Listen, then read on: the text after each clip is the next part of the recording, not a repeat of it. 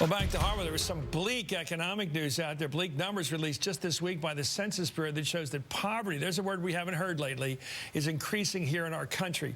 15.1% of Americans are now living in poverty. It's a statistical number that's defined as a family of four making less than about $22,000 a year. That's 4 people in 22 a year, or an individual making under $11,000 a year.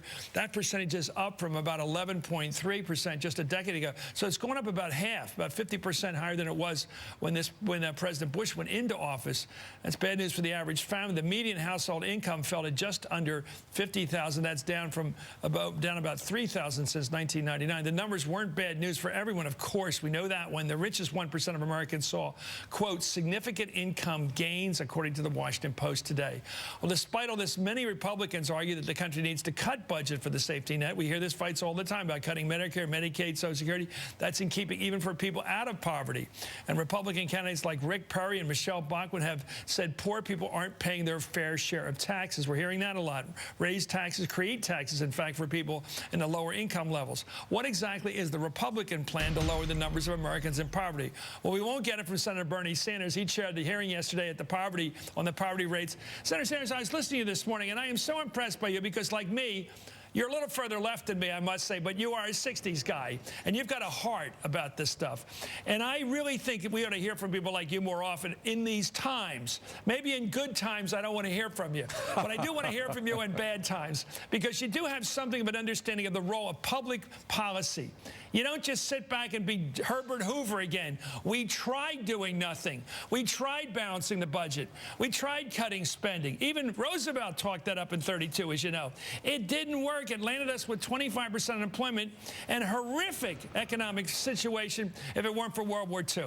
So talk. What should we do? Well, for a start, you were right a moment ago when you said we don't hear very much about poverty in America. And you know why that is, Chris? It's because many poor people don't vote, you know that, and poor people certainly don't make a whole lot in campaign contributions. So we kind of push them aside, except when we can use them as a political football for the right wing to blame all of the problems in the world on poor people. The reality is, and we had a hearing on this yesterday, is that not only is poverty in America growing because the middle class is collapsing and more people are ending up poor, but poverty is not just what many people think it is. Oh, people live in bad housing. You know, people don't have a good car. They don't go to the movies on Saturday night. You know what poverty is about, Chris? Many people don't know this. And this is what we heard from physicians yesterday. If you are in the lower 20% of income earners, you are going to die, D-I-E, 6.5 years earlier than somebody in the top 20%.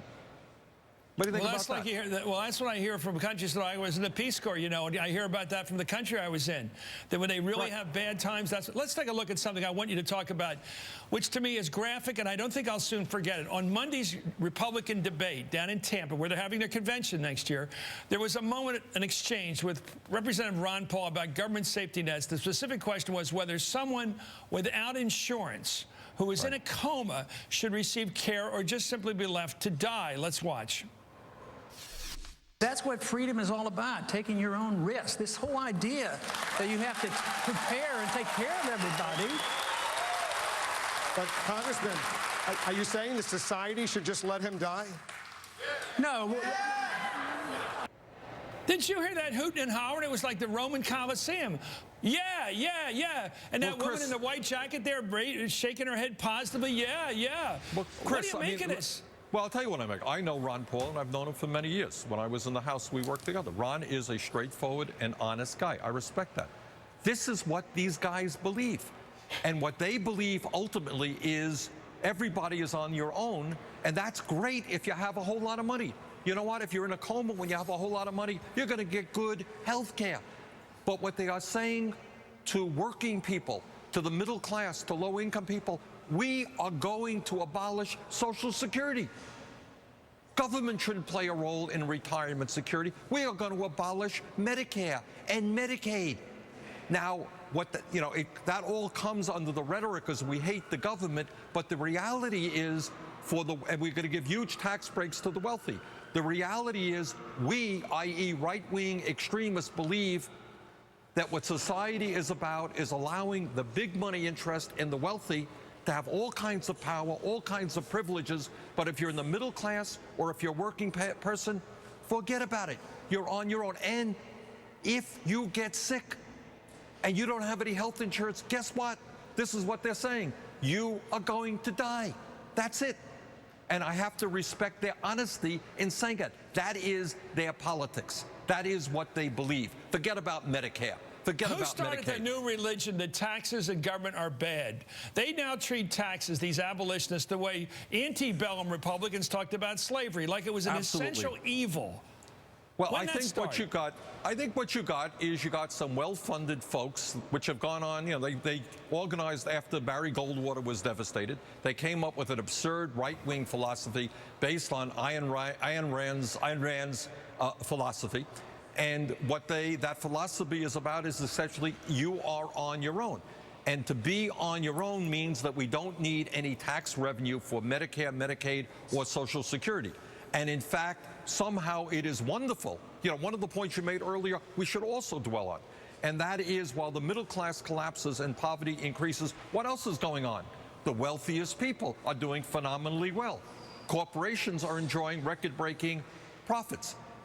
The rich are paying. Why? Here's my theory. Now, this sounds Marxist, and I don't want to skip to your left on this. But I got to tell you something. When I see automation, when I go to a CVS that used to employ a lot of people just above the poverty level, above the minimum wage, and you walk in there, now it's all machines. Now, it's very convenient for the customer. It's all machines. There's a checkout machine, by the way, that talks to you and says, don't forget to put your CVS card in. And by the way, I used to have about 7 or 8 cameramen. I don't have them anymore. It's all automated. It's all robots. Yes. Everywhere we go is robots. You used to go to a gas station, have somebody would check your tires, check your oil. There ain't anybody there. There's nobody working at a gas station. But here's another reality, Chris. I think that's an important point. No question about it. Robotics, automation have played a very important role. But I'll tell you what else has played an important role, and that is our disastrous trade policies pushed on us by corporate America. That is NAFTA, CAFTA, permanent normal trade relations with China. Do you know how many factories we have lost in the last 10 years? The answer is 50,000 factories. When you go shopping, you don't buy products made in the United States. They're made in China. We got to work on that issue, rebuild manufacturing, create decent paying jobs there. You know where the problem is there? Because my old neighborhood, which was an Irish neighborhood, North Philly, now it's an African-American neighborhood. The houses are a little in bad shape now. It basically looks like the same neighborhood, except for one thing. There's no factory like there was for my grandfather to go work in two stops away on the subway. Those factories aren't there anymore. There's no jobs for the entry-level kid who graduates from high school. All right. So he's got the drug trade to look at. We have got to tell our friends in corporate America to start reinvesting in the United States of America, rebuild manufacturing here rather than running to China. That is a huge issue. I respect you a lot because you're a 60s guy, and on this particular economic situation, you're the man to listen to. Thank you very much. I wish we didn't have to listen to you, but in these times, you got to listen to Bernie Sanders. Anyway, thank you, sir, for joining us from Vermont.